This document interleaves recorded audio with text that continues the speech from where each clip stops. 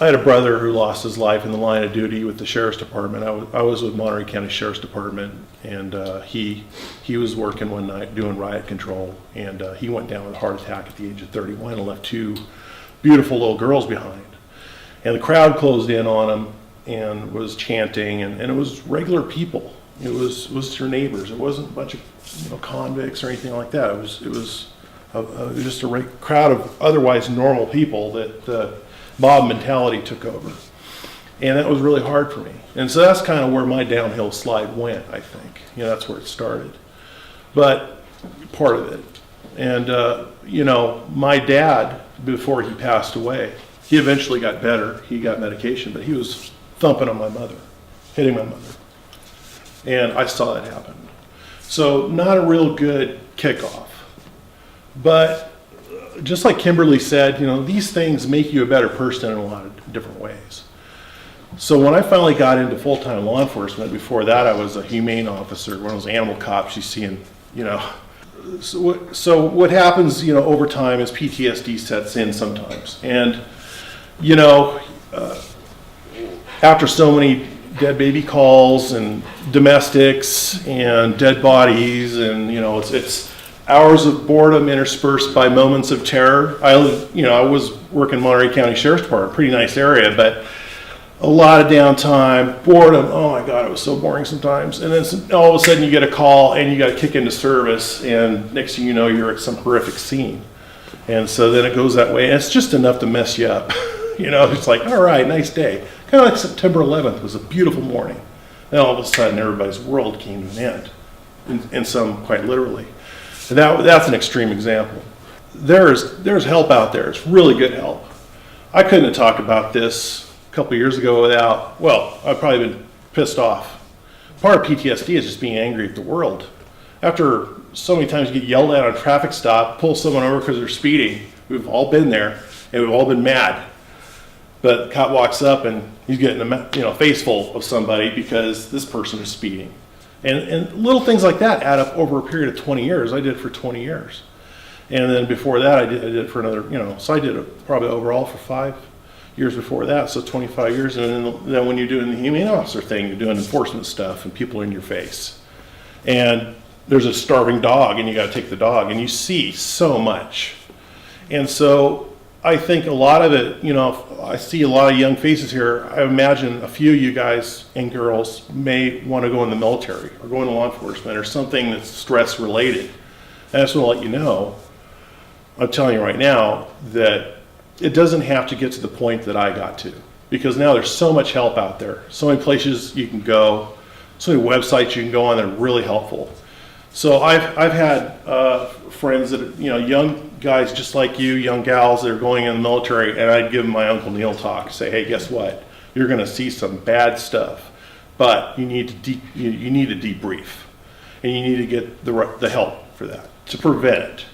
If you do get to the point where you have PTSD, it's nothing to be ashamed of. It's something that you can still treat. And so there's awesome treatment out there. If you guys don't remember anything else, remember EMDR. EMDR, eye movement desensitization and reprocessing. It's this goofy thing they figured out. I don't know. It was a gal by the name of Francine Shapiro. She's a shrink in the San Francisco Bay Area, and she discovered this treatment. And they're still studying it.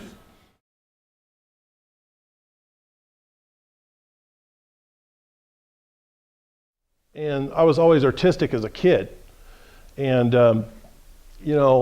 that's where this came from, this type of art. About midway through my career, I kept going to these calls where people were, getting burglarized, and they wake up in bed and there'd be a dude standing over their bed, and they get a good look at them, and I take the report, and they're describing the guy to a T, and I'm like, man, we need an artist. Somebody needs to draw these dudes. Well, one thing led to another, and I found out San Jose PD had 2 sketch artists working for them, the old-fashioned draw with the pencil, describe the guy, sketch artists. One thing led to another, and I ended up doing that. I went to the FBI Academy, got trained to do it, and then started drawing bad guys by description. So that's the segue. People ask me all the time why I got into artwork. Well, I was always kind of into it, But it was really weird because when I went into law enforcement, I got away from artwork because I was so enthralled in law enforcement, but it was law enforcement that brought me full circle back into art.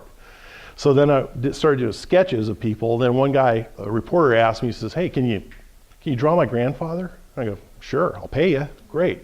So I started doing portraits for money on the side. And so when I retired, I started doing portraits of families and people. But what happened was, and how PTSD manifested itself to me was I started becoming really angry. I mean, I had a short fuse. I mean, my supervisor, I would challenge him. And so that I'm starting to notice that I'm getting a little more aggressive with my supervisor, which isn't good when you're employed. And so if you want to stay employed, you have to refrain from those sort of things. So one thing led to another, and it was a detective by the name of James Brown.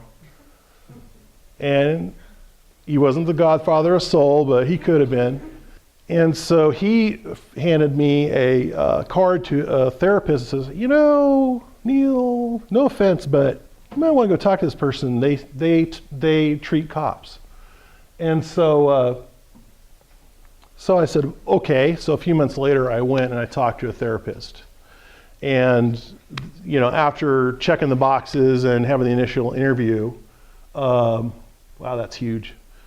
And so, she said, "You have PTSD." And I said, and I'm a big jokester. I said, "You got to be kidding. That's impossible. I wore a condom." I mean, she's like, "No, not STDs, you moron." I said, "Oh, good thing. Wow. So it's only PTSD. So you can edit that, right?" Okay, good. All right. So she's just shaking her head, and we got along fine. But if you didn't laugh, you'd cry.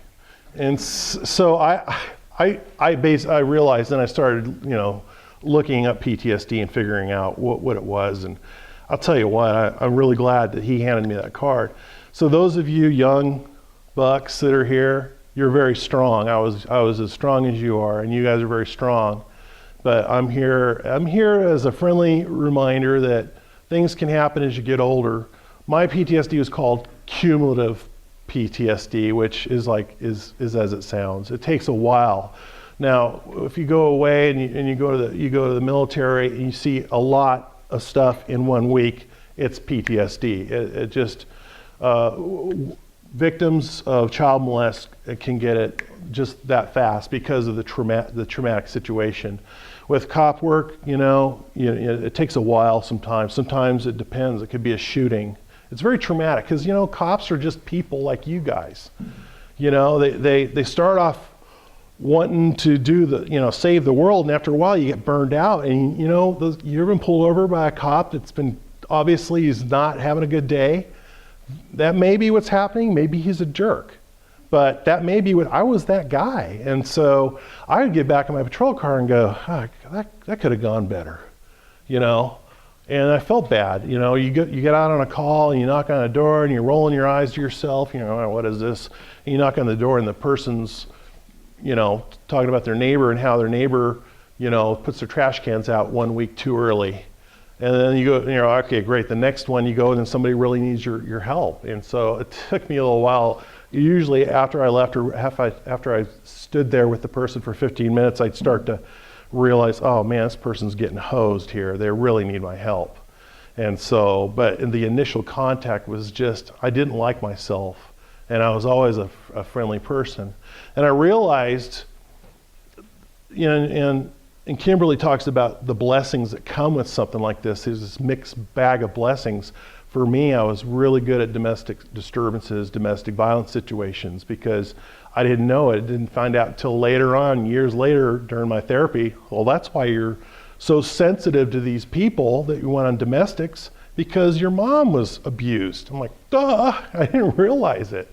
But I remember going to domestics and you hook someone up and you take them to jail, and maybe the average person wouldn't talk to the spouse or follow up or do any of that stuff. I found out that, not to blow my own horn here, but because I was more sensitive to that sort of thing subconsciously, that I rarely had to go back to that house because I would counsel these people and my heart was in it. But the problem with that, which it's not a problem, I guess, but it's when you care enough, you tend to invest yourself a little bit more. You don't have that guard that maybe you should have, that wall.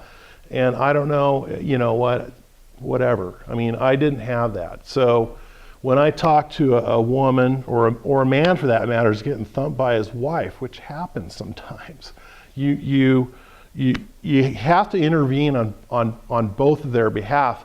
He's being an idiot for thumping her, but he needs some support too. He needs to get to some help. This guy's got some problems. And so you hand him your card, and I'd interview him separately and say, here's my card, call me or one of my people before you do something stupid. That's exactly what I said to him. I go, don't wait for 911. Don't wait till you're getting pissed off putting your fist through the wall. You give us a call and a deputy can call you. You don't even need a patrol car in front of your house. I'd rather you call us first. And so that was a little extra things, little things that I did. But anyway, all's well that ends well. I got the treatment that I need. I still have my days, but I recognize what I need to do to fix it. And so now I can be a resource for anybody that wants to talk to me. I talk to veterans, anybody, and you guys and gals that are really strong right now, that you're probably put together pretty well. Be the strong one for them. You don't have to have a mental illness to be able to empathize. You can be a resource for them. You're getting a crash course right here. So when you leave here today, maybe do a little research and keep an eye open and be that person that hands the card to somebody and says, hey, maybe you want to talk to somebody. They get pissed off, so what? You're trying to help them. You know what? That's the way it is. Any questions? Well, thank you so much. Appreciate it.